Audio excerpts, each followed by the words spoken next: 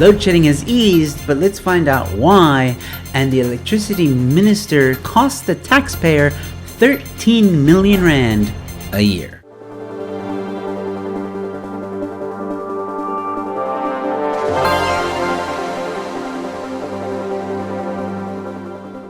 Hello ladies and gentlemen, welcome to the News in 5. I'm your host Joe Emilio. Thanks for tuning in. Why Eskom's winter load shedding is better than expected. An increase in self-generating rooftop solar power and cooler power station operating temperatures are among several factors contributing to the recent drop in load shedding severity. This has come from businesses that have also embraced rooftop solar and built much bigger solar systems. Wind farms have been contributing significantly as well. In addition to the extra capacity from wind and solar, several coal power station units that had been on maintenance have recently been brought back online. Eskom's peak demand statistics show it has been guzzling diesel while running its open cycle gas turbines over peak demand in the past few weeks. And while this all sounds good, because load shedding has decreased, we cannot remain too optimistic. And here's why. So since 2022, Eskom has had to endure some strikes, and this has resulted in a big plunge of the EAF.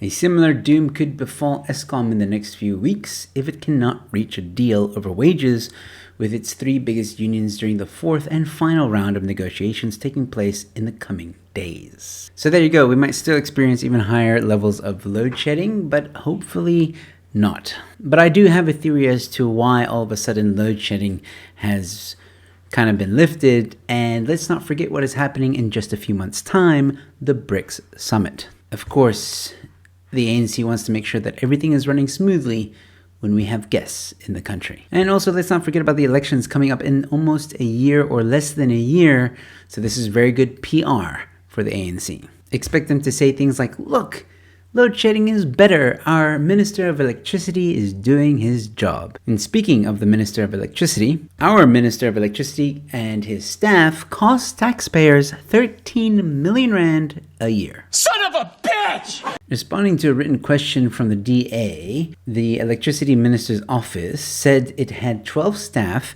and the minister would earn more than 2.4 million a year. Please explain.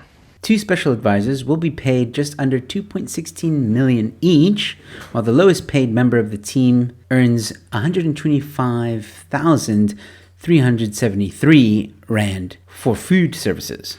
Come again? That's a lot of food. DA MP Samantha Graham Mare noted that Ramokgopa's appointment had been announced on March 6th, but it had not been until May 26th that his powers were confirmed in the government gazette.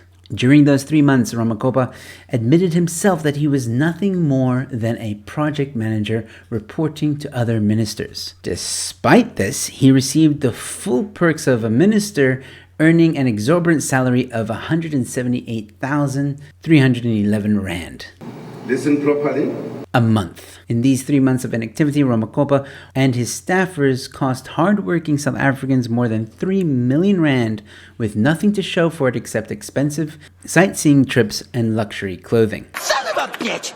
This is a classic example of cadre deployment at its worst, where individuals are appointed to positions of power without the necessary accountability and outside existing structures. Wow. They ask you how you are, you just have to say that you're fine when you're not really fine, but you just can't get into it because they would never understand. This is why you can't trust the ANC when they come up with things like electricity ministers and new SOEs. Nothing the ANC does is for the benefit of you, dear South African. It's about them. But let me know your thoughts on all this in the comment section below. If you enjoyed this content, you might enjoy these videos. Don't forget to leave a like, and while you're here, please subscribe to the channel and share this video. And with that being said, ladies and gentlemen, stay safe, be kind to one another, and I will see you at the next one.